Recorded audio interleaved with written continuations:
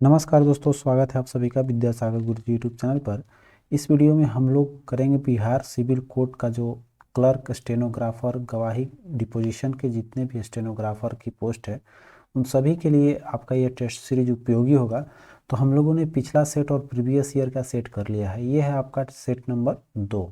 तो आइए इस टेस्ट सीरीज को हम लोग आगे बढ़ाते हैं। पहले इसमें पूरे सिलेबस फुल लेंथ होगा आपका, हिंदी, इंग्लिश, जीके, जीएस जितने भी सिलेबस में वो सब आपको इस वीडियो में देखने को मिलेगी। तो चलिए आते हैं इसके पहले क्वेश्चन पे। कह रहा है कि तमस के लेखक कौन है। तो तमस भीम साहनी द्वारा रचित एक है लेख, जिसमें कि आपका इनका और अन्य प्रमुख कृतियाँ देखी जाए तो इनका बसंती है, भीम साहनी का बसंती और झरोखे, ये जो है पॉपुलर है, ये भी पुस्तकें। तो बसंती और झरोखे को भी याद रखेंगे, इन्हीं की कृतियाँ हैं। आगे देखिए, कह रहा है कि तलधर पद में समास है। तो इसमें मुख्य पद कौन सा? दो पद है, एक तल और एक घर। मतलब जो नीचे घर होती है उसको, नीचे रहने वाली घर आपका तलघर कहलाती है। तो तलघर कौन सा समास हो जाएगा? इसमें जो है आपका दोनों पद जो है वो विशेषण, एक विशेषता बता रहा है कि घर कहाँ है, तल में।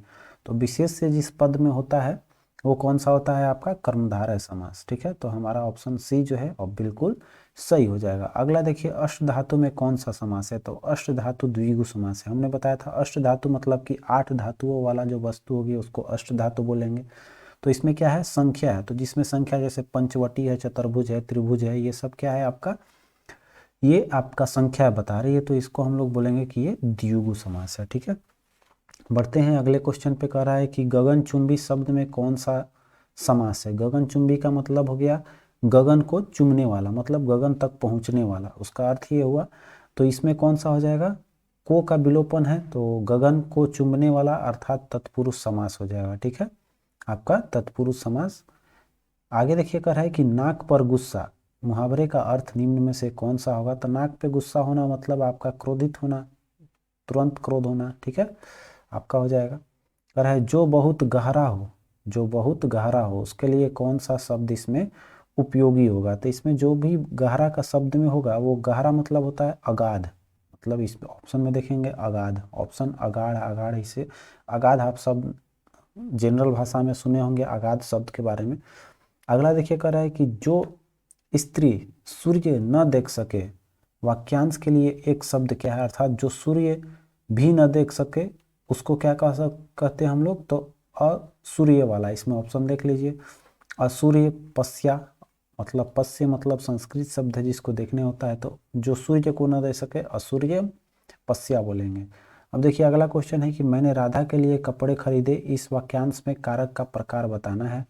तो मैंने राधा के लिए, इसमें क्या रहा है? कर्ता ने कर्म को कर्ण के लिए।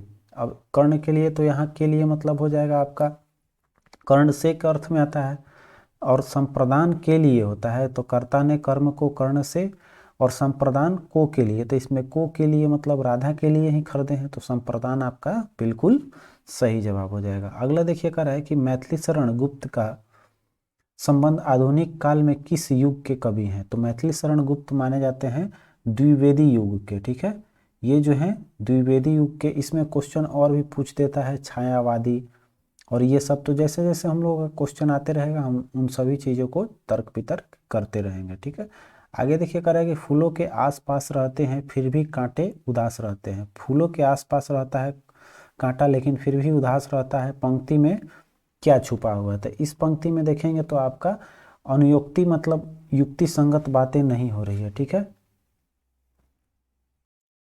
तो इसका सही जवाब हो जाएगा आपका अनुयुक्ति अलंकार। अनुयुक्ति अलंकार किसको बोलते हैं? तो ऐसे बात जो किसी के बारे में बोलते हैं लेकिन वो एग्जैक्ट वो होता नहीं, वो किसी अन्य के बारे में बोलते हैं। जैसे हम लोग अपने बात बारे में बोलते हैं, किसी को कमेंट करना, मतलब उसको अप्रत्यक्ष रूप से ना बोल के आप अप्रत्यक्ष रूप से बोल रहे हैं। जैसे कि फूलों के आसपास रहते हैं फिर भी कांटे उदास रहते हैं, ये हम किसी बात पे कह रहे हैं, तो ये आपका अनुयुक्ति अलंकार कहलाएगा। ठीक है, आइए अगला देखिए, कह रहा है कौन सा शब्द स्त्रीलिंग है। तो इसमें मित्र होते हैं, सूचना जो है सूचना प्राप्त होती है, यही जो है आपका स्त्रीलिंग शब्द है। ठीक है, चलिए आगे देखिए, निम्नलिखित में से कौन सा शब्द वायु का पर्यायवाची मतलब समानार्थक शब्द इसमें कौन सा है। तो आलिंद, अलनी, अनिल जो है ये आपका सी ऑप्शन, अनिल का मतलब एग्जैक्ट वायु होता है, बिल्कुल आपका सही जवाब हो जाएगा। ठीक है, अब देखिए आगे बढ़ते हैं। अगला क्वेश्चन, दिए गए वाक्य में सक्रमक क्रिया कौन सी है? तो सक्रमक क्रिया और आक्रामक क्रिया, आप लोग पैसिव वॉइस और एक्टिव वॉइस बहुत पढ़े होंगे, वही आपका इंग्लिश में इसमें पूछ रहा है। तो जो डायरेक्ट बोला जाता है वो सकर्मक क्रिया बोलते हैं, और जिसको घुमा के बोला जाता है और जिसमें कि आपका कर्म, इसमें क्रिया प्रधान हो, आपका सकर्मक हो गया, जिसमें कि आपका, इसमें देखेंगे वाक्य पहला कर है राहुल ने केला खाया, बिल्कुल आपका सही बात है। और यही बोला जाएगा कि केला राहुल द्वारा खाया गया, तो ये आपका घुमाकर बोलना हुआ, या राहुल केला खाया गया राहुल के द्वारा, तो ये आपका आक्रामक क्रिया हो जाएगा। तो वही है आपका सक्रमक और आक्रामक क्रिया। तो आपका ए ऑप्शन इसमें तो एग्जैक्ट सही है, क्योंकि वाक्य देखेंगे तो डायरेक्ट आपको मिलेगा, इसमें कर्म भी है, आपका कर्म कर रहा है कौन सा, खाने का। ठीक है, क्या खा रहा है? तो आपका केला खा रहा है, ये दोनों चीज मिल गया तो आपका सक्रमक क्रिया कहलाया। ठीक है, सक्रमक क्रिया में एक चीज ध्यान देंगे, इसमें क्रिया और कर्म दोनों होना चाहिए। ठीक है, चलिए आगे देखेंगे। हिमालय के लिए सही संधि विच्छेद को चुनना है, तो हिम जोड़ आलय, हिम जोड़ आलय हिमालय हो जाएगा। अगला देखिए, इनमें कौन सा वर्ण अघोष है? तो हमने बताया था कि अघोष वर्ण जो है वो पंचाक्षर जो आपका होता है, जैसे क ख ग में 5 होते हैं, च छ ज झ में, तो शुरू का 2 अक्षर जैसे क और ख अघोष वर्ण कहलाता है, च और छ अघोष वर्ण हो गया। तो इसमें देखेंगे तो एक ऑप्शन में च है। ठीक है, ये आपका उसी तरह से प फ ट थ त थ ये सब होता है। ठीक है, तो आपका ऑप्शन में है च। आगे देखिए, कह रहा है कि शुभेच्छा, शुभेच्छा का सही संधि विच्छेद कौन सा होगा? तो इसका शुभेच्छा मतलब शुभ जोड़ इच्छा हो जाएगा, शुभ जोड़ इच्छा, बी ऑप्शन। अगला देखिए, नीति निपुण में कौन सा समास है? तो नीति और निपुण दो अलग अलग है, तो नीति और निपुण दोनों अलग अलग जब बटेगा तो और का शब्द यहाँ घुसेगा, तो और घुसेगा कौन सा हो जाएगा आपका? तत्पुरुष समास। ठीक है, दोनों पद प्रधान है। चलिए आगे देखते हैं। तो कह रहा है कि संविधान का 8वीं अनुसूची में कितने भाषाओं का उल्लेख किया गया है? तो ये तो जीके का क्वेश्चन है, इसमें आपका 22 भाषाएं हैं, 22 भाषाओं को संवैधानिक मान्यता प्राप्त की गई है। अगला देखिए, कह रहा है कि दो सार्थक शब्दों के मेल से बनने वाले शब्द को, सार्थक शब्द है और शब्द मिल के बनेगा, तो सार्थक शब्द बनेगा, उसको कौन सा शब्द बोलेंगे? तो उसको यौगिक शब्द बोला जाता है, जैसे माता पिता। ठीक है, माता पिता हो गया, पाठशाला हो गया, राजपुत्र हो गया। ठीक है, ये सब क्या है? आपका यौगिक शब्द कहलाता है। ठीक है, आगे देखिए, कह रहा है कि अंगारों पर लौटना मुहावरे का अर्थ क्या है? तो अंगारे पर लौटना मतलब कि किसी को कष्ट पहुंचाना, दुख देना, तो इसमें ईर्ष्या से जुड़ा हुआ हो जाएगा कौन सा आपका ऑप्शन? तो देखिए, ईर्ष्या में व्यथित होना, मतलब किसी को ईर्ष्या में आग पर लौट रहे हैं, कहने का मतलब कि हम ईर्ष्या में जल रहे हैं, ईर्ष्या में व्यथित हैं। ठीक है, चलिए अगला देखिए, क्वेश्चन नंबर 21 से 23 के लिए डायरेक्शन दिया हुआ है कि इसमें सब्स्टिट्यूटेड फॉर गिवन वर्ड्स या सेंटेंस, जो आपका अल्टरनेट वर्ड इसमें चूज करना है, कि जो इसमें एक जो है on one edge can be substituted, इसके जगह पर कौन सा होगा? हैविंग और शोइंग नो इमोशन, जिसके पास मतलब इमोशन नहीं होते हैं, ना दिखाने के लिए ना आपका करने के लिए, तो उसको क्या बोलते हैं हम लोग? निरुत्साह बोलेंगे, या फिर बोलेंगे कि जो आपका कोई तरह के रिएक्शन नहीं दे रहा, मनहूस बोल सकते हैं, इस तरह की बातों बोल सकते हैं। तो इसमें आपका कौन सा हो जाएगा? ऑप्शन देखेंगे तो आपका एपैथिट इसके लिए यूज होता है। ठीक है, एपैथेटिक, याद रखिएगा। चलिए अगला देखिए, कर रहा है कि an animal that can live in water as well as on land, मतलब पानी में भी रहे और जमीन पे भी जीने वाला जानवर को हम लोग इंग्लिश में क्या बोलते हैं? तो उसको हम लोग बोलते हैं आपका एम्फीबियन। ठीक है, एम्फीबियन, जैसे कि मेढक है आपका, मेढक क्या है? वो जमीन पे भी रहता है, पानी में भी रहता है। ठीक है, तो उसको हम लोग बोलते हैं एम्फीबियन, जिसका हिंदी में हम लोग शब्द जानते हैं उभयचर। ठीक है, उभयचर बोला जाता है। आगे देखिए, कह रहा है कि an additional remark at the end of letter after the signature, तो सिग्नेचर के बाद एक सिंबल जो देते हैं उसको हम लोग मुख्य रूप से क्या बोलते हैं? उसको स्क्रिप्ट के बाद डालेंगे, लास्ट में डालेंगे तो उसको बोलेंगे पोस्ट स्क्रिप्ट बोला जाता है। ठीक है, आगे देखिए, कह रहा है डायरेक्शन 24 से 26 में कह रहा है आपका कि कह रहा है कि choose the one which best express opposite meaning, इसमें आपका एंटोनिम्स चूज करना है, अपोजिट वर्ड। ठीक है, आइए देखते हैं ग्लैंट, ग्लैंट का मतलब होता है वीर योद्धा, ठीक है, वीर या फिर योद्धा बोल सकते हैं इसको। तो इसमें देखेंगे आपका अपोजिट, तो ये वीर और योद्धा का मतलब क्या होता है, जो आपका कमजोर व्यक्ति हो। तो कमजोर इसमें कौन सा दिखाई देगा आपका, या डरा हुआ, कोवार्डली है, ठीक है। जो डरा हुआ योद्धा और वीर आदमी कहीं भी होता है, लेकिन ये कोवार्डली मतलब डरपोक हो गया। आगे देखिए हर्टली मतलब ये दिल से, या हार्दिक जिसको हम लोग बोलते हैं, वो आपका हर्टली है, मिलनसार आदमी हो गया। लेकिन इसी में देखेंगे आपका ऑप्शन अलूफ, अलूफ का मतलब होता है अलग रहने वाला, ठीक है, अलग हो जाएगा।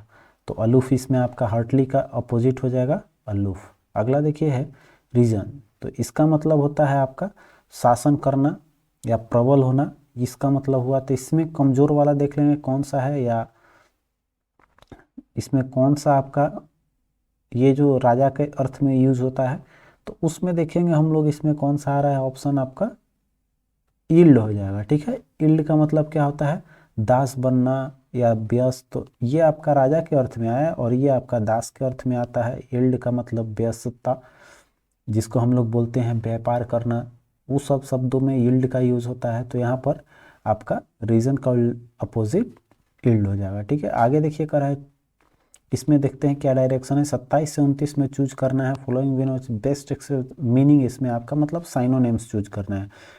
विच best express the meaning of the given word, मतलब इसका सही से कौन सा। तो चोक, चोक का मतलब क्या होता है कि गला घोंटना, किसी का गला घोंटते उसको चोक बोला जाता है। तो इसमें चोक का मतलब गला घोंटने के अर्थ से इसमें कौन सा हो जाएगा आपका, तो चोक मतलब गला घोटेंगे, मतलब उसका ब्लॉक कर देंगे, ठीक है। दबाना मतलब ब्लॉक, ब्लॉक करना उसका।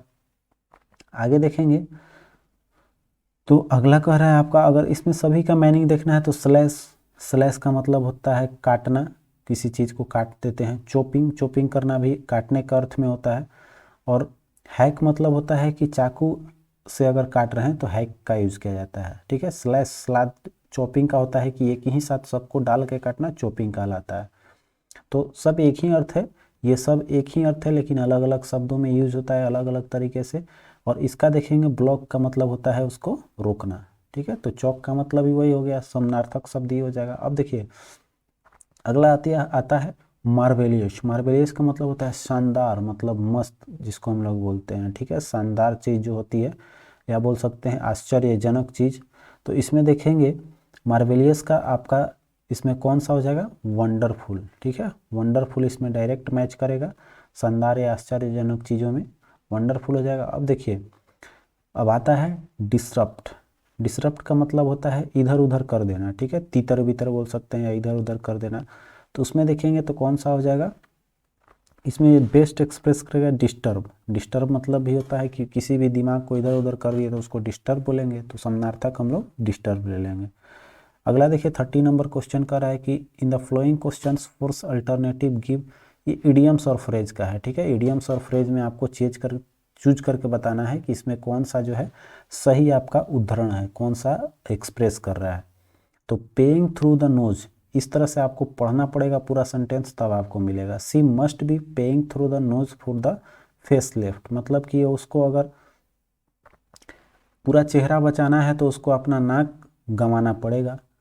तो यहाँ कहने का मतलब ये है कि कुछ को, पूरा को बचाना है तो कुछ ना कुछ आपको खोना पड़ेगा। इसका मतलब यही हुआ कि मतलब अधिक किसी ना किसी रूप से आपको पे करना है। तो यहाँ क्या है, paying less than necessary, too much, right amount, या फिर। तो यहाँ देखिए हमारा जो एग्जैक्ट आंसर बनेगा इसके लिए, मतलब कि अगर हमारे फेस के लिए नाक देना है तो फिर तो हम बदसूरत ही रहेंगे। तो हम लोग बोलेंगे किसी चीज़ को अधिक पे करना ही हमारा पेइंग थ्रू द नोज का अर्थ में यहाँ यूज हुआ है। आगे देखिए कह रहा है कि putting, he is putting the cart before the horse bye purchasing furniture before buying a house, ठीक है। अब देखिए यहाँ पर कहने का मतलब है कि घोड़े पे रखने की बात कर रहा है। तो उस तरह से आप देखेंगे, मैंने फर्नीचर खरीदने से पहले ही आप घर खरीद लें। तो purchasing furniture before buying the house मतलब कर रहा है घर खरीदने से पहले ही परचेजिंग आप फर्नीचर खरीद लें, तो उसका तो कोई अर्थ नहीं है।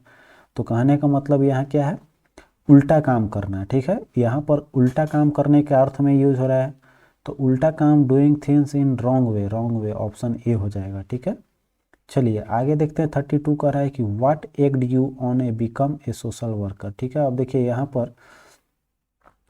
यहाँ पर किसी को प्रेरित करने के लिए आपका यूज़ हुआ है एग ऑन का मतलब होता है, एग ऑन जो यूज़ होता है EGG और ऑन, एग ऑन का मतलब होता है किसी को प्रेरित करना, मतलब किसी को जागरूक करना। ठीक है, तो यहाँ पर एग ऑन जो है, यहाँ पर देखेंगे तो एग ऑन को ही चेंज करके लिख दिया है आपका एग्ड यू ऑन। ठीक है, तो इसमें आपका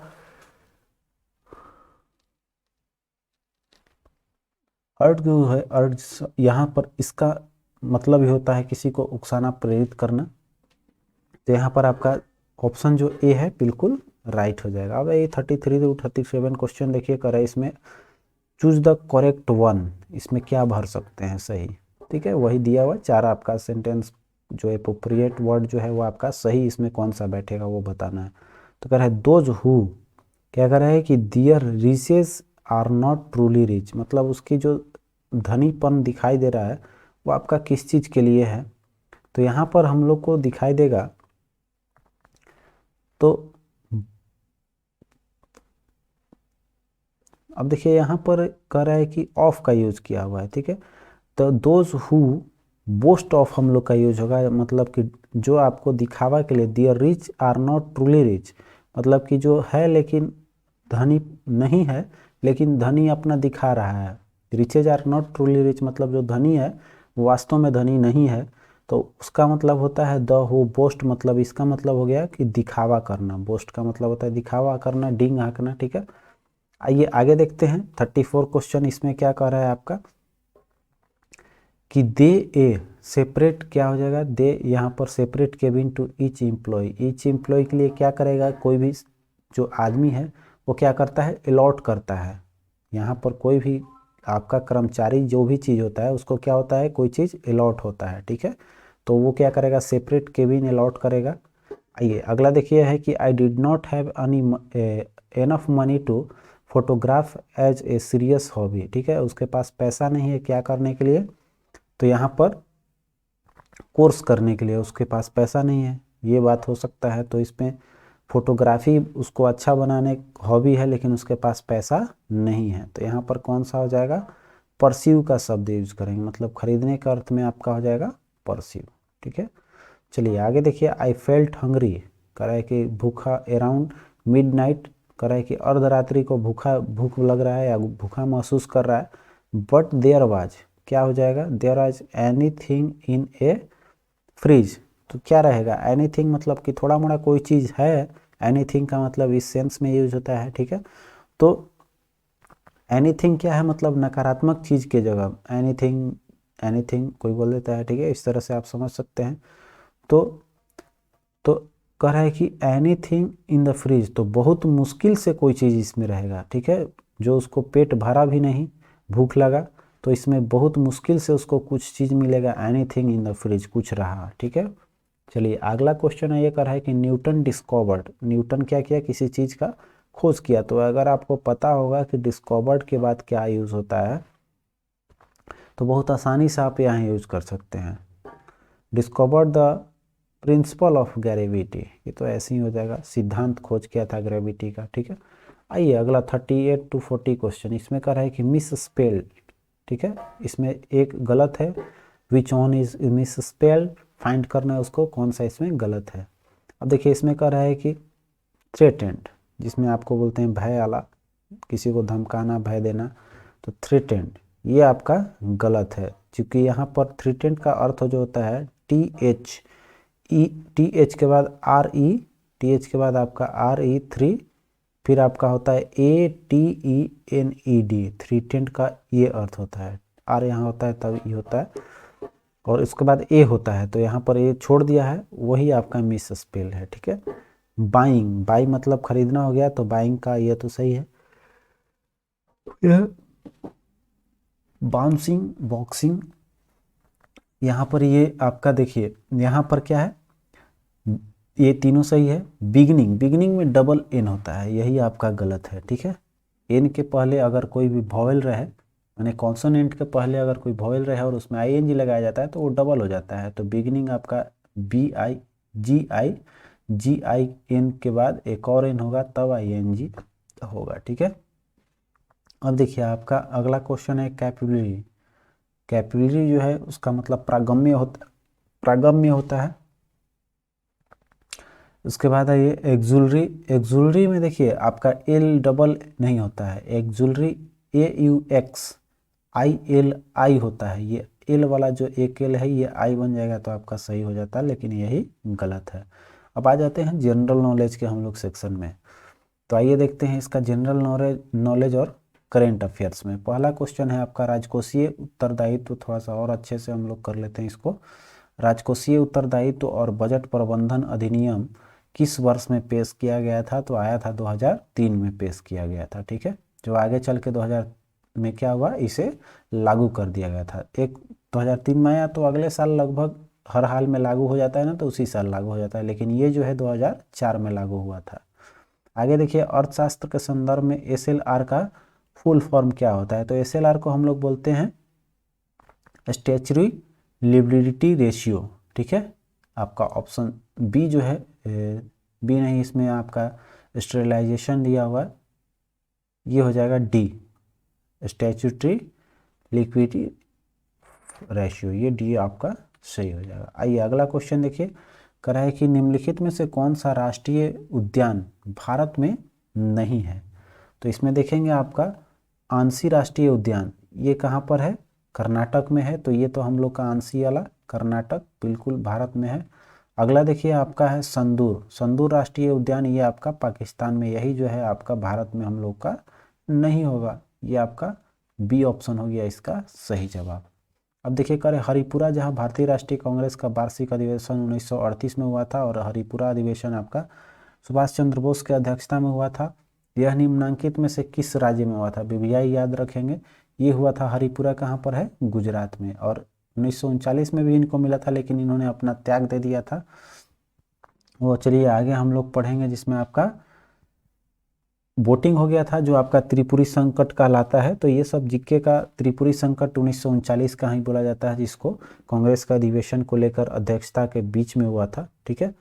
तो ये सब आपके आगे पढ़ने को मिलेगा। इसका देखेंगे क्वेश्चन अगला सेट का, कह रहा है कि सर टॉमस मुनरो भू राजस्व बंदोबस्त से किस प्रकार के भू बंदोबस्त में सर टॉमस मुनरो का आपका नाम आता है? तो रैयतवाड़ी बंदोबस्त जो है सर टॉमस मुनरो द्वारा दिया गया था, ठीक है। कब अगर पूछ दे तो ये आपको याद रखना है, 1792 में आपका आया था रैयतवाड़ी, 1792 में मद्रास में सबसे पहले लागू हुआ था, ठीक है।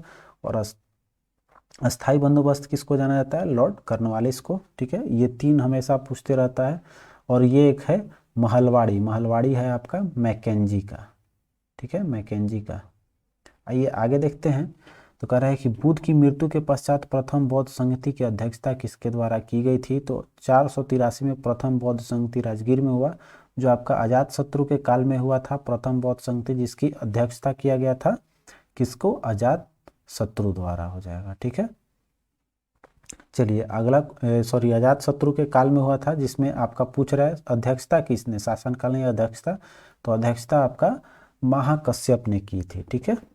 चलिए आगे देखिए, कह रहा है कि भारतीय ध्वज के डिजाइन का श्रेय निम्नलिखित में से किसे दिया जाता है? ठीक है, यहाँ देखिए दो क्वेश्चन दोनों BBI के तौर पे रखेंगे, ठीक है। जो भारतीय, याद रखेंगे, भारतीय ध्वज का जो वर्तमान है, वर्तमान जो है वो दिया गया है किसके द्वारा? वर्तमान डिजाइन जो है वो आपका पिंगली बंकैया के द्वारा दिया गया है, ठीक है। याद रखिएगा, पिंगली बंकैया के द्वारा। आगे है कि स्वतंत्र भारत में मुद्रा का अवमूल्यन प्रथम बार किस बार किया गया था? तो सर्वप्रथम जो हुआ था वो आपका 1966 में हुआ था, उसके बाद हुआ था 1991 में, ठीक है। 1966 फर्स्ट, 66 याद रखिएगा, और उसके बाद 1991 99 याद रखना है, ठीक है। तो 1999 और आपका 1966। लेकिन इससे भी पहले ये देखिए 1991 और 66, एक याद, ये 1966 नहीं होगा आंसर एग्जैक्ट, ठीक है। सबसे पहला पूछ रहा है तो 1900, हालांकि इस ऑप्शन में 1949 में सबसे पहले हुआ था अवमूल्यन, तो आंसर जो है 1949, तब 1966, तब 1991, ठीक है। याद रखेंगे 1949 पहले हुआ था सर्वप्रथम। प्रथम बार पूछा आपसे, माफी चाहेंगे, प्रथम बार पूछा था आपसे, तो ये आपका 1949 इसका एग्जैक्ट आंसर हो जाएगा। अगला क्वेश्चन देखिए, कर है भी आकार की घाटी का निर्माण किसके द्वारा किया जाता है। तो ये तो भी आकार की घाटी जो है वो भी आकार, गॉर्ज, उसके बाद कैनियन, ये सब बनाया जाता है। तो भी आकार की घाटी कब बनता है, जब आपका शुरू में नदियाँ निकलती है और निकलते के साथ काटते हुई आगे बढ़ती है, तो ये आपका बनाता है भी आकार की घाटी। तो युवा अवस्था में बनाती है आपका भी आकार की घाटियाँ, ठीक है। चलिए आगे देखेंगे, तो कह रहा है कि पंचायतों के निर्वाचन में चुनाव लड़ने के लिए उम्मीदवारों की न्यूनतम आयु कितनी होती है। पंचायत में 21 साल होती है, ठीक है। और यही अगर लोकसभा में लड़ने जा रहे हैं तो आपका 25 साल हो जाएगा, ठीक है। आइए, संसद के भारतीय राष्ट्रपति पर भारतीय राष्ट्रपति पर, संसद में अगर भारतीय राष्ट्रपति पर महाभियोग क्या है, तो महाभियोग एक प्रकार की क्या इसमें हो जाएगा, तो न्यायिक है कि अर्ध न्यायिक, तो हम लोग इसको अर्ध न्यायिक प्रक्रिया बोलेंगे। अगर न्यायिक प्रक्रिया रहता तो इसको कोर्ट में देखा जाता है, ठीक है। तो इसको हम लोग दोनों के बीच में रखा जाता है, ये एक अर्ध न्यायिक प्रक्रिया है। जो अब देखिए, राष्ट्रपति पर महाभियोग की चर्चा किसमें है, अनुच्छेद 61 में दिया गया है। आगे देखेंगे, तो किस देश ने उदार शक्ति नामक द्विपक्षीय हवाई अभ्यास की मेजबानी किया है। तो ये आपका करंट क्वेश्चन है, मलेशिया द्वारा किया गया है, ठीक है। याद रखेंगे, उदार शक्ति का मेजबानी कौन किया, मलेशिया किया। अगला देखिए है 68वें राष्ट्रीय फिल्म पुरस्कार में किस फिल्म को, 68वां जो आपका हुआ, किस फिल्म को आपको दिया गया है बेस्ट फीचर फिल्म अवार्ड। तो आपको सुरपोई पोट्टू याद रखिएगा, सुर्राई पोट्टू को दिया गया है। निजी संपत्ति को सार्वजनिक प्रयोग के लिए कब्जे में लेने को अदालती भाषा में क्या कहा जाता है। तो अदालती भाषा में देखिए, अगर उस भाषा को बोलते हैं कॉन्फिस्क, ठीक है। कॉन्फिस्क मतलब होता है आपका किसी भी चीज़ को अधिग्रहण करना, या बोल सकते हैं आपका राजसात हो जाती है। राजसात का ही मतलब होता है कि वो अगर है किसी के पास निजी संपत्ति है तो उसको फिर सार्वजनिक प्रयोग के लिए कब्जे में ले लेगा, ठीक है। जैसे आप लोग सुनते हैं एक शब्द होता है हम लोग नीलामी, ठीक है, उसी का नाम है आपका कॉन्फिस्केट, या कॉन्फिकेशन बोल सकते हैं उसको। कॉन्फिकेशन जो है ओरिजिनल वर्ड है, उसी को कॉन्फिस्केट बोलेंगे, मतलब कि वो नीलाम हो चुका। चलिए अगला क्वेश्चन है, ये कह रहा है कि वह व्यक्ति जो किसी दूसरे व्यक्ति के विरुद्ध मुकदमा शुरू करना चाहता है उसे क्या कहते हैं। तो उस तरह को हम लोग कंप्लेनेंट बोलते हैं, ठीक है। जो आपका किसी दूसरे पे केस करता है वो कंप्लेनेंट हो गया, और जिस पे कंप्लेन होता है वो आपका एक्यूज्ड हो जाता है, ठीक है।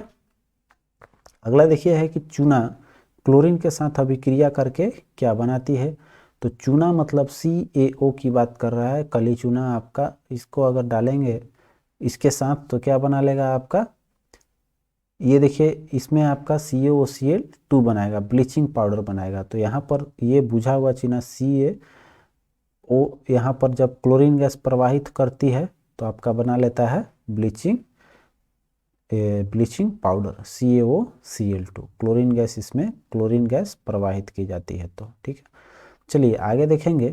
तो कह रहा है कि किसी वस्तु द्वारा एक दोलन को पूरा करने के लिए एक समय को क्या कहा जाता है। तो यहाँ से एक दोलन आता है तो पूरा होता है, जाकर आता है तो इसको हम लोग बोलते हैं क्या, कि ये जो है अपना एक आवर्तकाल पूरा किया, गया और आया, ठीक है। तो एक आवर्तकाल। अब एक सेकंड में जितनी बार आती जाती है उसको आवृत्ति बोला जाता है। अब आइए देखते हैं इनमें से कौन सा पुरुषों में पाया जाता है। तो पुरुष में एक्स और वाई दोनों गुणसूत्र पाए जाते हैं, ठीक है। यहाँ देखिए एक्स एक्स पाया जाता है, चूंकि ये जो है महिलाओं में एक्स वाई पाया जाता है। जब वो मिलता है एक्स एक्स के साथ तो पुरुष होता है, और एक्स वाई के साथ मिलता है तो महिला का जन्म होता है, मतलब लड़की जन्म लेती है। तो कहने का मतलब हमारे पास कौन सा होता है, पुरुषों में पूछ रहा है तो पुरुषों में डबल एक्स, ठीक है। यहाँ देखेंगे तो हमारा जो एक्स और वाई है वो सबसे ज़्यादा मायने रखता है आपका। अब देखिए यहाँ पर एक क्वेश्चन यहाँ डाउट करने वाला दे दिया है, एक्स वाई गुणसूत्र। अब देखिए पुरुषों में, या इस चीज़ को देख लीजिएगा, हम इसका एग्जैक्ट आंसर डबल एक्स नहीं लगाएंगे क्योंकि यहाँ पर पुरुषों का कारक होता है। इसका कमेंट करके हमें ज़रूर बताइएगा इसका आंसर क्या आएगा, ठीक है। ये क्वेश्चन थोड़ा देखिए, एक्स गुणसूत्र और वाई गुणसूत्र तो पुरुषों में पाया जाता है, तो यहाँ पर पुरुषों में आपका हो जाएगा वाई गुणसूत्र आपका दे रहा है, वाई गुणसूत्र पुरुषों में पाई जाती है। ठीक है, आइए अगला देख रहे हैं इथेनॉल। तो मीथ के बाद होता है ईथ, मतलब कार्बन की कितनी परमाणु, इसमें 2 परमाणु हो जाएंगे। तो C2H5 होना चाहिए, H6 इसमें है, C2H5OH, ये आपका ऑप्शन सही हो जाएगा। ठीक है, अगला देखिए कर है कि सघन माध्यम से प्रवेश करने पर प्रकाश की गति में परिवर्तन को क्या कहा जाता है? तो उसको अपवर्तन बोलते हैं हम लोग। ठीक है, प्रकाश की जो घटना है उसको अपवर्तन बोला जाता है। अब देखिए यहाँ पर मैथ जो है, मैथ को इजी वे में लेकर चलते हैं। यहाँ पर देखिए 2340 में बेचने पर 10% की हानि होती है, तो इसका वस्तु का क्रय मूल्य कितना हो जाएगा? तो 2340 10% की हानि, मतलब कि ये 90 के बराबर है। ठीक, तो ये 90 हो जाएगा, 10% का लॉस हो जाएगा, दाम है 100 रुपया का। तो 15% के लाभ प्राप्त करने के लिए मतलब इसको कर लेंगे 15 से प्राप्त करना है, तो 115 बटा में 100 कर लीजिए, कटा लीजिए इसको, जो आंसर आएगा वो आपका एग्जैक्ट सही आंसर हो जाएगा। ठीक है, और इसमें कुछ करना नहीं है। चलिए आगे बढ़ते हैं हम लोग। अब आ जाएगा अगला आंसर, तो कह रहा है आपका कि एक तैराक जिसकी स्थिर जल में इतना है 45 मिनट में धारा के दिशा में 9 किलोमीटर चलता है। अब देखिए तो धारा की चाल, तो देखिए 45 मिनट में कर है 9 किलोमीटर। ठीक, तो अगर आप चाहेंगे तो ऐसे बहुत आसानी से निकाल सकते हैं कि 9 किलोमीटर चल रहा है, तो जो 15 मीटर का टाइम है, 1 मिनट में कितना चला, तो 15 से करेंगे तो 15 या 45, मतलब कि तितरी के नाव एक बार में कितना चल रहा है? 3 किलोमीटर प्रति घंटा। तो अगर ये चाहता तो 9 किलोमीटर प्रति घंटा है, तो धारा की चाल कितना हो जाएगा? तो धारा की चाल अगर हम लोग इसमें निकालेंगे तो 3 किलोमीटर, तो हमको पता चल गया कि 3 किलोमीटर तिहाई भाग मतलब कि 45। अगर 1 घंटा चलता है तो 9 3 12 किलोमीटर चलता है। ठीक है, तो इस तरह से हम लोग को पता लग जाएगा कि पूछ क्या रहा हमला, धारा की चाल। तो 9 12 किलोमीटर ही हो गया, तो 3 किलोमीटर आपका यही निकल गया। 3 किलोमीटर कौन सा है? धारा की चाल है। ठीक है, चलिए अगर यही नाव का पूछता तो हमारा कितना जाता? 9 3 12। आगे देखिए निम्नलिखित को हल करना है। अब देखिए इसमें 9 का कितना होता है? 9 का हो जाएगा आपका 3, इसका वर्गमूल निकालेंगे 4, तो 4 3 7, 12 7, इसको जोड़ेंगे 2 7 49, 49 का हो जाएगा 7, 7 5 35, इसमें 35 जोड़िएगा तो आ जाएगा 169, 169 का होता है 13, और 51 में 13 जोड़िएगा कितना आ जाएगा? तो 3 1 4, यहाँ कहीं गलती हो गया क्या, देखते हैं। आपका इसको जोड़ेंगे 69 13, तो 51 प्लस 13, 3 1 4 5 1 6 64, तो 64 का वर्गमूल कितना होता है? 64 का वर्गमूल 8 हो जाएगा। ठीक है, ऑप्शन ए हो गया। निम्नलिखित को हल करना है तो पहले भागा देते हैं, तो इतना बराबर 9, इसको गुना करेंगे तो कितना, पहले जोड़ने से पहले आपको गुना करना होगा, तो 40 5 200 और 210 हो गया आपका ये। इसको भागा दिए -3 और प्लस में हो गया 9, इसको करेंगे तो 6 हो जाएगा, मतलब 216 आंसर आपका एग्जैक्ट सही हो जाएगा। चलिए आगे देखिए, दो संख्याओं का एलसीएम और एचसीएफ दिया हुआ है। यदि संख्याओं में कितना है तो कुछ करना नहीं है, 1920 गुणा 16 भागा दे दीजिएगा 240 से, जो आंसर आएगा वो आपका सही जवाब हो जाएगा। ठीक, आइए अगला क्वेश्चन देखिए। ए और बी सी की औसत आयु दिया है 22 वर्ष, बी और सी की औसत आयु 25 साल है, तो 9 वर्ष बाद ए की आयु, तो देखिए यहाँ पर दोनों का दिया हुआ है, टोटल का कितना है? बी और सी का 25 दे रहा है, मतलब इससे 3 अधिक ले लिया, तो सी का आयु तो आप निकाल सकते हैं आसानी से। तो यहाँ बी और सी का आपका पता चल जाएगा कि कितना है, तो 9 साल बाद आपको निकालना है। ये आप बना लीजिएगा, बहुत ईजी है। या नहीं समझ में आएगा तो बी और सी, मतलब 22 तिया कितना हो जाएगा? 66। इन तीनों का योग, ए बी सी का योग हो गया 66, बी और सी का योग हो गया कितना? 25 दूनी का 50, तो एक आयु मेरा यहाँ से निकल गया। एक आयु कितना हो जाएगा? 16 साल। वर्तमान आयु 16 साल, तो 9 वर्ष बाद तो 16 9 25 हो जाएगा। ठीक है, बहुत ईजी है। चलिए आगे देखिए, पी और क्यू उस वृत्त का व्यास है। एक फिगर है आपका, कह रहा है कि पी क्यू व्यास है, केंद्र से गुजार देना है।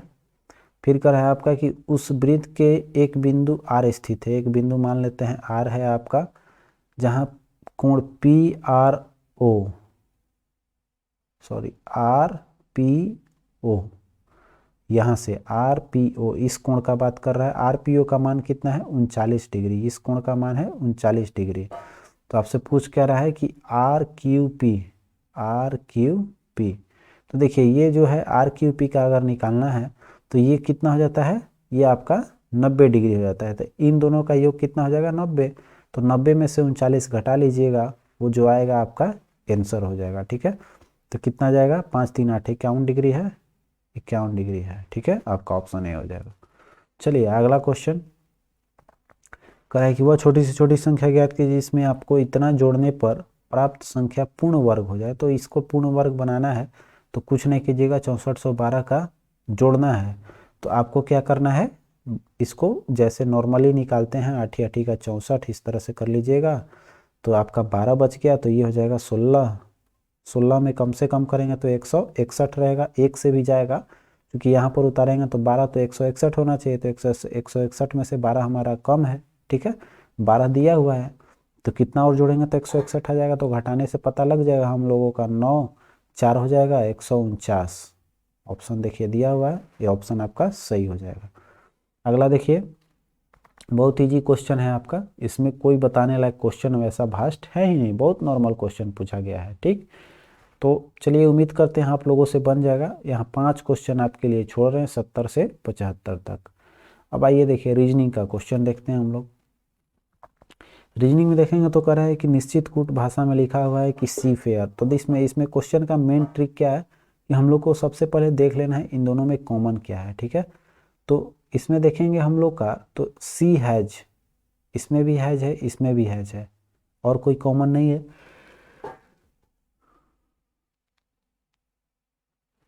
इसमें क्या कॉमन है, तो का, मतलब कि हैज की जगह क्या यूज हुआ है, का यूज हुआ है। ठीक है, बहुत आसानी से पकड़ लेंगे।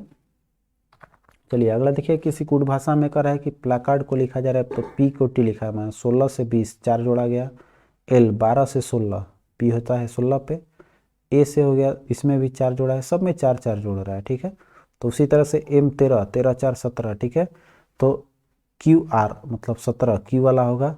अब क्यू एस आर है, तो आर के बाद देख लेते हैं चौथा में क्या होगा, तो चौथा 1 2 3 4, एस में 4 जोड़ेंगे, मतलब एस हो गया 19, 19 4 23, 23 देखेंगे तो आपका एस 23, इसमें 23 कौन सा आएगा, पी क्यू, इधर से घटा कर शायद लिखा हुआ है, देख लेते हैं। आर पे नहीं जोड़ा हुआ है, सब में जोड़ा हुआ है। ठीक है, इसमें भी जोड़ा हुआ है, इसमें भी जोड़ा हुआ है, तो मिल जाना चाहिए हम लोग का। देखिए आर एस 19 हो गया, तो 19 में आपका 4 जोड़ेंगे तो 23, 23 तो आपका इसमें x24, इसमें कहीं लगता है कुछ गड़बड़ है। ठीक है, देख लेंगे इसको, बहुत इजी है, अल्फ़ाबेट 4 का सिंबल दिया हुआ है, इसको देख लीजिएगा। चलिए बढ़ते हैं अगले क्वेश्चन की ओर हम लोग आएंगे।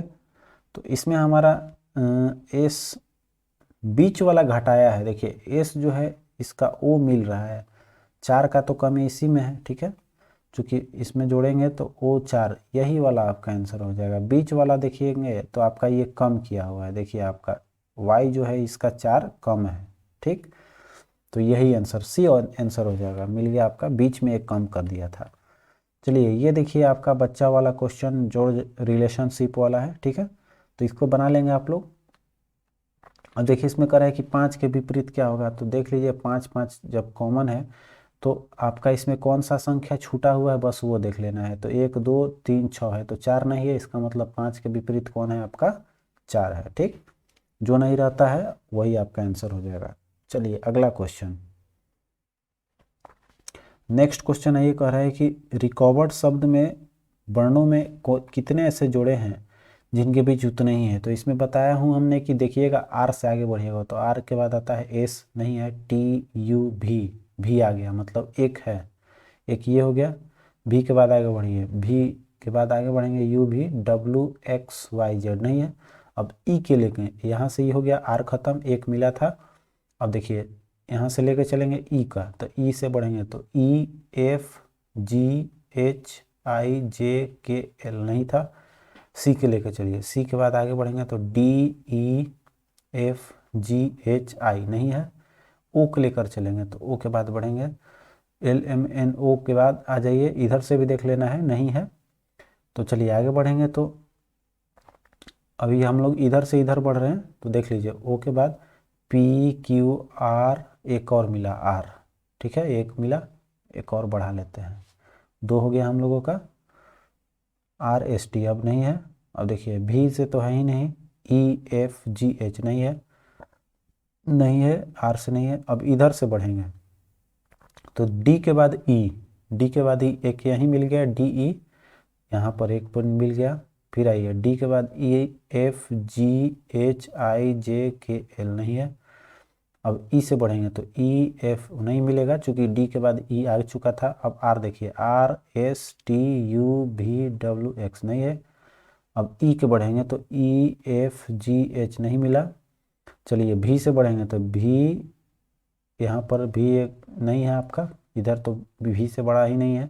ओ के बाद आगे बढ़ेंगे तो ओ से नहीं, ओ है अभी, O P Q R, O P Q R एक और मिल गया, ठीक है। ओ से आगे बढ़ेंगे इधर तो पी क्यू आर, ठीक है, तो हमारा एक और मिल गया। तो कितने मिल गए यहाँ पर, 4 जोड़ी मिले, ठीक है। चलिए अगला क्वेश्चन नेक्स्ट कर है आपका कि 2 कथन दिया गया है, 3 इसमें दिया हुआ है, तो इसमें कुछ करना नहीं है, सीधा ये सभी दुकानें, दुकान को मान लेते हैं, तो जितना दुकान है वो क्या है आपका पार्क है। कुछ दुकानें स्कूल है, कुछ दुकान जो है वो क्या है स्कूल है। तो कह रहा है कि कुछ पार्क जो है स्कूल है, पार्क का कुछ एरिया स्कूल में हो जाएगा, बिल्कुल, ठीक है। आगे देखते हैं नेक्स्ट कर रहा है आपका, एक तो निष्कर्ष सही है, कर रहा है कि कोई स्कूल पार्क नहीं है। जब कुछ स्कूल पार्क है तो कोई स्कूल पार्क नहीं, निगेटिव नहीं होना चाहिए था, ये गलत हो गया। कुछ पार्क दुकानें हैं, कुछ पार्क जो है, कुछ पार्क, पार्क का तो कुछ भाग आपका है ही, चूंकि यहाँ से पूरा भाग में ये वाला भाग है दुकान, तो ये भी आपका सही है। तो 1 और 2, 1 और 2 अनुसरण, डी ऑप्शन दिया हुआ है, ठीक है। आइए अगला क्वेश्चन, इसको आप लोग बनाएंगे, ये आपका सीटिंग अरेंजमेंट है। अगला देखिए, ये भी बना लेंगे, ये आपका क्रम दिया हुआ है कि सामने से 14वां, ये सब कोई बनाने वाला क्वेश्चन नहीं है, आप लोग पढ़ के बनाइएगा। चलिए ये भी बनाने लायक है, आप लोग बना लेंगे, ठीक है। ये बुद्धिमान को दिखा रहा है, ये कठोर कठोर श्रम को दिखा रहा है, ये गंभीर लोगों को दिखा रहा है। तो आपसे पूछ क्या रहा है कि जो बुद्धिमान बुद्धिमान हैं लेकिन गंभीर नहीं है। तो बुद्धिमान है मतलब ये त्रिभुजे में, ये सॉरी चतुर्भुज माला में ही से आंसर होगा, लेकिन हमसे पूछ क्या रहा है कि गंभीर लोग नहीं है, तो गंभीर कौन सा है, त्रिभुज, तो त्रिभुज वाला ही हटा दो। तो यहाँ पर कौन सा बचेगा मेरा, 2 और 7, 2 और 7 में पूछ क्या रहा है कि कठोर श्रम करने वाला, तो कठोर श्रम कौन, वृत्त वाला लेना है, तो वृत्त में कौन घुसा है, 2, ठीक है। चलिए इसी तरह से निकालना रहता है, और कुछ है नहीं। यहाँ पर आपका आ गया कंप्यूटर का, ठीक है, ये आप खुद से बनाइएगा। चलिए आइए अगला क्वेश्चन देखिए, कर रहा है कि आइए अब क्वेश्चन हम लोग कंप्यूटर का देखते हैं भाई। कह रहा है कि चार्ल्स बेबेज द्वारा डिजाइन किया गया पहला यांत्रिक कंप्यूटर किस नाम से जाना जाता है। तो पहले तो आपको पता होना चाहिए कि चार्ल्स बेबेज जो हैं वो क्या है, कंप्यूटर के जनक माने जाते हैं। तो उन्होंने कौन सा पहला खोज किया था आपका, वो था आपका एनालिटिकल इंजन के नाम से जाना जाता था, ठीक है। चलिए उसका नाम क्या रखे थे, एनालिटिकल इंजन, ठीक है। आइए अगला क्वेश्चन, कंप्यूटर शब्दावली अर्थात आईडीएन का फुल फॉर्म क्या होता है। तो आईडीएन का मतलब होता है इंटरनेशनलाइज्ड डोमेन नेम। अगला क्वेश्चन 88 नंबर देखिए, कर निम्नलिखित में से कौन ऑपरेटिंग सिस्टम नहीं है। तो ऑपरेटिंग सिस्टम विंडोज है, लिनक्स है, आपका ऑर्केल, ये आपका ऑर्केल ऑपरेटिंग सिस्टम नहीं है, ठीक है। ये एक डेटाबेस होता है, ये आपका ऑर्केल हो जाएगा। डॉस एक ऑपरेटिंग सिस्टम है। आइए निम्नलिखित में से कौन सा एक कंप्यूटर का आंतरिक हिस्सा नहीं है, ठीक है। तो रैम अंदर रहता है, मदरबोर्ड अंदर रहता है, देखिए वीडियो कार्ड भी अंदर रहता है, फ्लैश ड्राइव, ये जो हम लोग यूज़ करते हैं पेन ड्राइव का ही एक अलग नाम है फ्लैश ड्राइव, उसी को बोलेंगे। तो आपका डी ऑप्शन बाहर लगाया जाता है, ठीक है, फ्लैश ड्राइव बाहर लगती है। अगला देखिए, निम्नलिखित में से कौन सा स्मृति मेमोरी मुख्य रूप से अर्धचालकों पर आधारित नहीं है, ठीक है। तो इसमें देखेंगे जो आपका मुख्य स्मृति मेमोरी कार्ड जो होता है वो मुख्य रूप से बना रहता है सिलिकॉन का।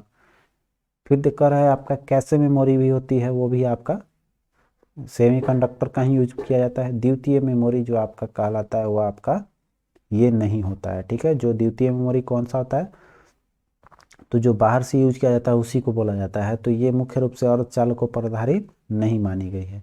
चलिए अगला देखिए कर है URL का फुल फॉर्म क्या होता है। तो URL जो होता है वो क्या है, एक प्रकार का ये आपको सर्च करता है, आपका डोमेन पे ले जाके ये डालता है कि ये चीज़ इस वेबसाइट पे है। तो यहाँ पर एक क्वेश्चन पूछ देता है आपका कि URL का फुल फॉर्म क्या है। तो U फॉर होता है यूनिफॉर्म, R फॉर होता है आपका रिसोर्स, ठीक है, और L फॉर होता है लोकेटर, ठीक है। चलिए तो ये कभी कभी पूछ देता है आपका।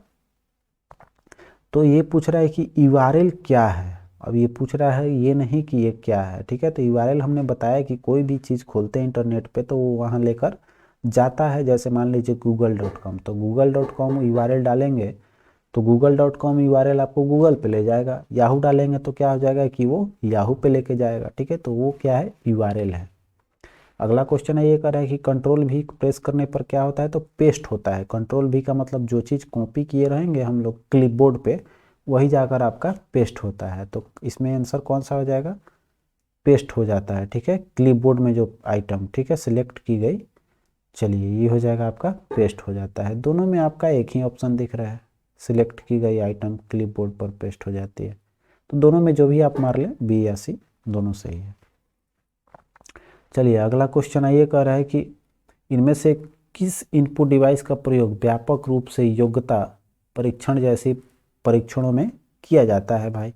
तो देखिए हम लोग अक्सर किसका यूज़ करते हैं, तो इसमें हमारा जो यूज़ किया जाता है वो ऑप्टिकल मार्क चिन्ह, इसमें ऑप्टिकल से हम लोग करते हैं। अगला देखिए निम्नलिखित में से इनपुट डिवाइस कौन सा है। मॉनिटर दिखाई देता है, आउटपुट है, प्रिंटर भी आउटपुट, फ्लॉपी डिस्क, ये जॉयस्टिक जो है वो इनपुट है। गेम खेलने में जॉयस्टिक का यूज़ किया जाता है, ठीक है। ये आपका इनपुट डिवाइस है, चूँकि कमांड हम देंगे इसी से। अगला देखिए कह रहा है कि MS वर्ड 2016 के पैराग्राफ फॉर्मेट हटाने के लिए कौन सी शॉर्टकट कुंजी दबानी होगी। 2016 का जो MS ऑफिस है उसमें अगर पैराग्राफ का फॉर्मेट हटाना है तो उसमें आपको कौन सा की यूज़ किया जाता है, तो कंट्रोल Q जब यूज़ करेंगे तो ये आपका पैराग्राफ का जो है वो ख़त्म हो जाती है, ठीक है। चलिए आगे देखते हैं। कह रहा है कि अल्ट और टैब किसके लिए यूज़ किया जाता है। तो अल्ट के साथ जब टैब यूज़ करेंगे ना तो कोई भी आपका प्रोग्राम जो खुला हुआ रहता है MS ऑफिस में, जैसे मान लीजिए मेरे सिस्टम पे कोई भी प्रोग्राम खुला हुआ है और उसका एक खुला है दूसरा पे जाना है, दो ही खुले हैं, तो दो खुले हैं तो एक अल्ट टैब मारेंगे तो इस पे आ जाएगा, एक अल्ट टैब मारेंगे तो फिर इस पे आ जाएगा, ठीक है। तो ये खुले प्रोग्रामों के बीच स्विच करने के लिए किया जाता है। अब देखिए अगला क्वेश्चन है कि भारत में, बहुत अच्छा क्वेश्चन है आपका, भारत में इंटरनेट की शुरुआत कब हुई थी, ठीक है। बहुत BBI के तौर पे इसको रखिएगा। तो 15 अगस्त को याद दिए रखेंगे 1995, 15 अगस्त 1995 को आपका भारत में इंटरनेट की शुरुआत की गई थी, ठीक है। अब देखिए यहाँ पर किसने शुरू किया था, किसके सहयोग से हुआ था, तो अमेरिका के सहयोग से हुआ था। और कौन किया था, तो अर्पा नेट, याद रखिएगा अर्पा नेट, ठीक है। चलिए आगे बढ़ेंगे तो 98 नंबर क्वेश्चन देखेंगे हम लोग। ये 98 नंबर क्वेश्चन रहा आपका। 98 कह रहा है कि टैब कुंजी का प्रयोग किस लिए किया जाता है। तो टैब का यूज जो होता है वो आपको कर्सर को आगे बढ़ाता है, एक एक नहीं बल्कि वो कुछ आगे, बहुत आगे बढ़ाता है, कम से कम 10 टैब 10 आपका कम से कम बढ़ा देगा। तो टैब का कहाँ यूज करेंगे, तो पहला चीज़ है कर्सर को स्क्रीन पर चलाने के लिए बिल्कुल यूज किया जाता है। एरो का भी यूज किए करेंगे, इसका भी यूज करेंगे। पैराग्राफ इंडेंट करने के लिए ये इसका भी यूज़ किया जाता है। इंडेंट जो पैराग्राफ आपका ये सिंबल देता है कि यहाँ से ये चालू होगा तो टैब मारेंगे तो आगे बढ़ जाएगा, ठीक है। कर्सर को स्क्रीन पर नीचे लाने के लिए नहीं किया जाता है, वो आगे की ओर बढ़ता है। नीचे के लिए हम लोग को एरो की का यूज़ करना पड़ेगा। अगला देखिए कर है कि पहला व्यावसायिक वायरस का निम्न में से क्या नाम था, ठीक है। तो वो जो वायरस आया था उसका नाम था ब्रेन वायरस, ठीक है। पहला जो व्यावसायिक वायरस आया था वो आपका ब्रेन वायरस, और हमने बताया कि पहला जो नेट आया था वही कंपनी अर्पा नेट ने इसका सबसे पहले खोज किया था ब्रेन वायरस का। आइए बढ़ते हैं नेक्स्ट क्वेश्चन पे। कह रहा है कि टीसीपी और आईपी किसने बनाया था, किस कंपनी का है। बहुत वीवीआई क्वेश्चन याद रखेंगे।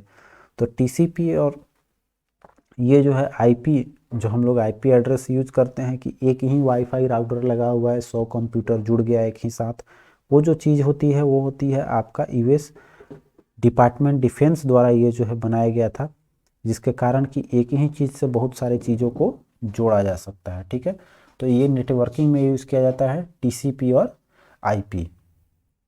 चलिए, तो इसी के साथ ही आपका सेट समाप्त होता है। प्लीज़ वीडियो को लाइक और चैनल पर नया तो सब्सक्राइब करके जाएगा। मिलते हैं फिर नेक्स्ट वीडियो पे, तब तक के लिए जय हिंद। हो सकता है आपको अब यहाँ बीपीएससी का भी प्रैक्टिस सेट देखने को मिले, तो तैयारी अपना जारी रखेंगे। मिलते हैं फिर नेक्स्ट वीडियो, तब तक के लिए आप अपना ख्याल